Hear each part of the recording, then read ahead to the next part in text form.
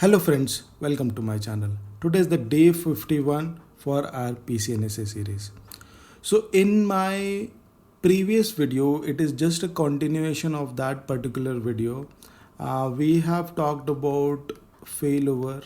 Now it is a continuation of more understanding about failover.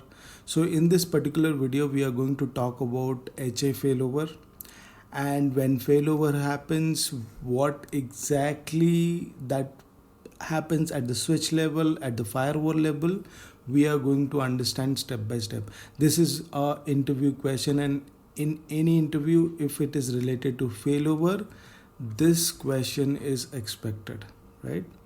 We are going to also see the type of a failover, as I have already discussed about it. Let's talk about in a detailed way, and also what is split brain scenario and what is the solution, what Palo Alto basically suggests about it.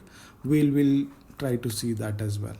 Okay, so I would request you to please watch till the end so that you can understand how a failover basically works, how failover take place, and what is the solution for split brain. This is very, very important, guys. So I would request you, and also I'll request to subscribe my channel and hit the bell icon so that you never miss any video from me. So without any further delay, let's get started.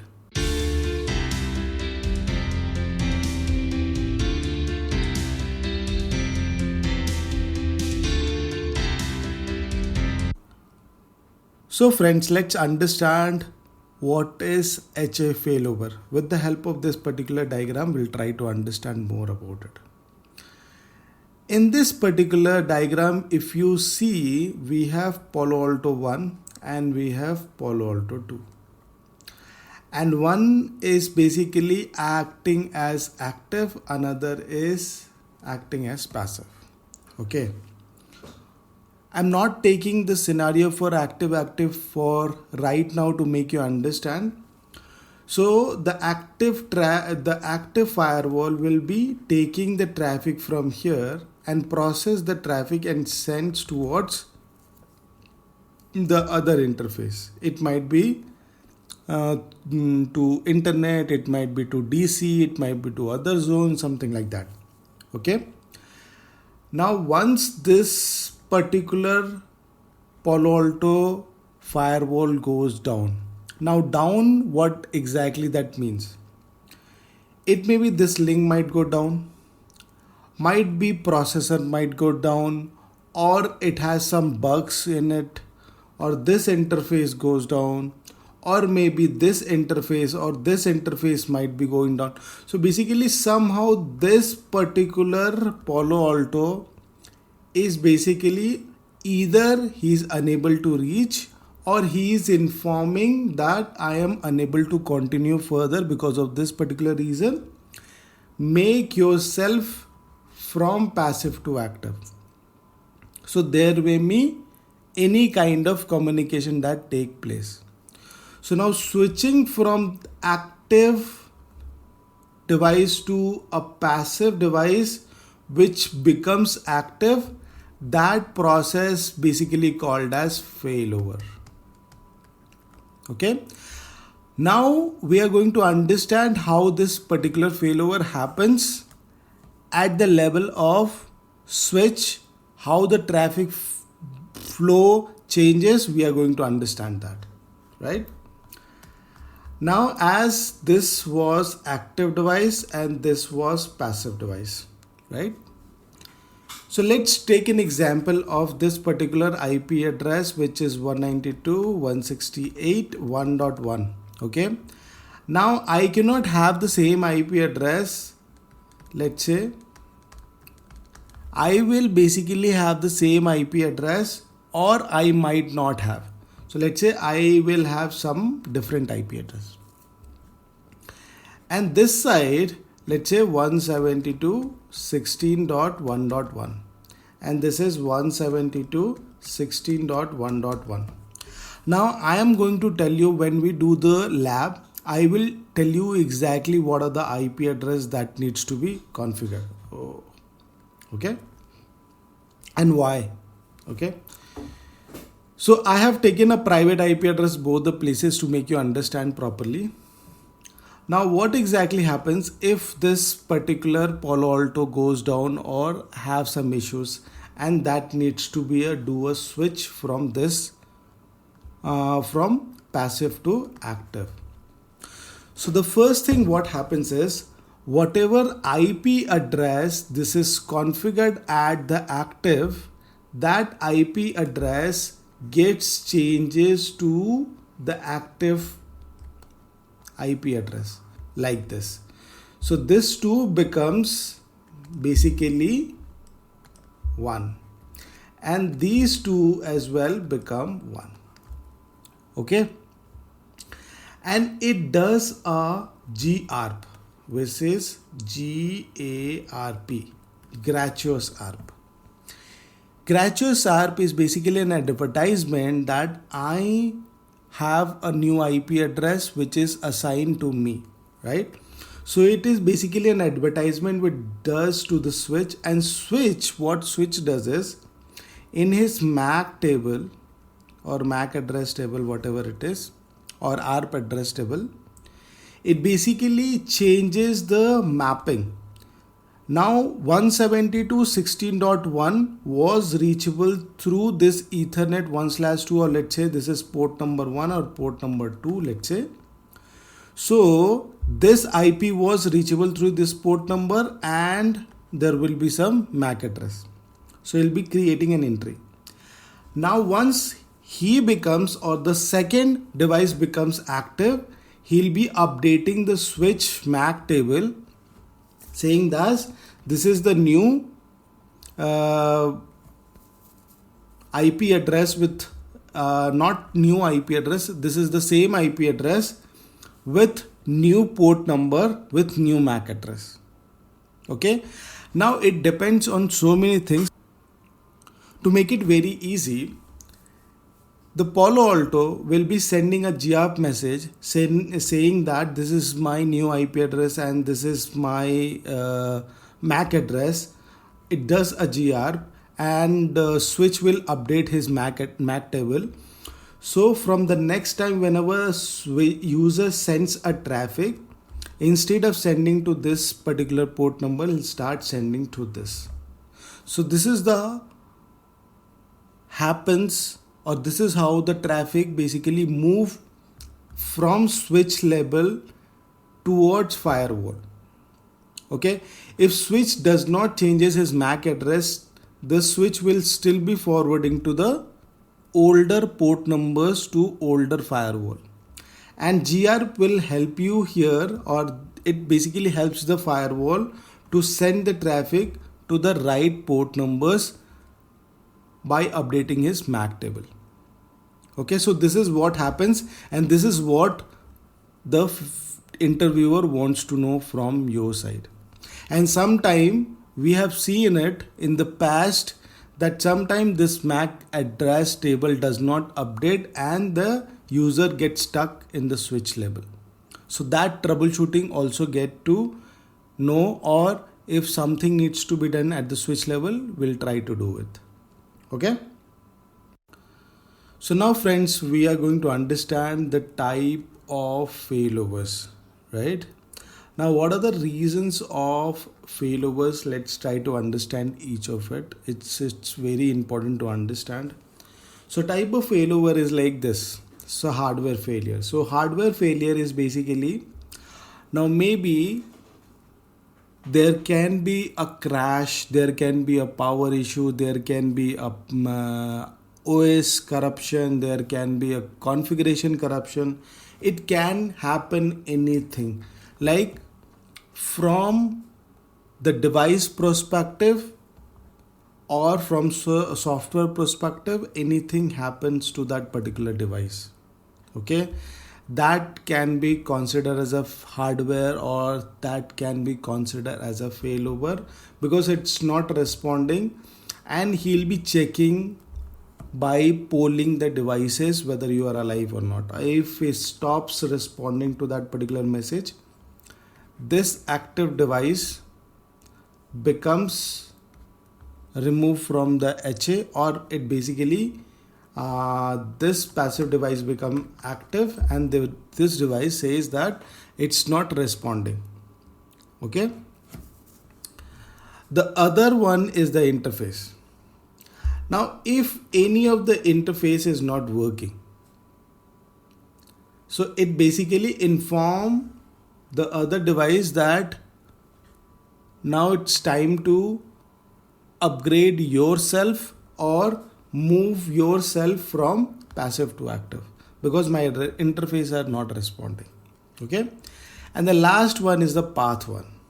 Now let's try to understand what exactly that means. The path is, let's say I am monitoring something on internet. So I am monitoring, let's say 8.8.8.8. Okay. Now the connectivity between my Palo Alto to ISP end till here, it's working fine. But there is something at ISP cloud, there is some problem at that particular cloud. Basically the connectivity of local provider or local connectivity is fine, but going towards internet, it's not working. So that means that ISP cloud has some issues and they are going to fix it. During that particular moment of time, I am going to shift this particular communication to another device which is passive, and I'll ask him to make it active, because end of the day this link is not working. So it's not that I have to do a internet path monitoring, I can do internal as well. That is also possible. So in this particular case, I am specifically pinging some specific IP and checking the path of it. If that path is not working, I will be asking the other firewall to make it active. Okay. So these are the way we can trigger the failovers. These are the types. Now we are going to understand what is split brain and what is the solution Palo Alto recommends. Now this is just a recommendation. It is not that you have to implement it, right? Now split brain scenario is like this. Now we have talked about HA1 interface, HA2 interface. So if you have not seen my previous video, I would request you to go and check that particular video and then see this particular part. Okay. I will link that video in the I button over here. You can click on it and you can see that. Okay. Now what is split brain? Split brain is nothing but it's basically the devices are not able to communicate. Now here, to make you understand logically, HA1 is responsible for polling the devices. So they will be polling each other, okay, and the configuration replication, right? HA2 is specifically for session replication. So whatever the session that is established through this, it basically copies here as well. Now if the HA2 is not working, that is fine, because HA2 is responsible for session replication. If session replication is not happening, the other device, when it switches from here to here, the sessions will be not be there, and the user needs to initiate new connection. As simple as that. But in case of HA1, which is polling and configuration replication. Now configuration replication at some point of time it is fine. But polling each other, like let's say this particular interface is not working. So he will be thinking that he is not alive. I have to become myself as active, and he will say the other device is not responding. He'll also become active. So both the device will be acting actively into the network, and he will be keep on updating the switches to update their ARP table.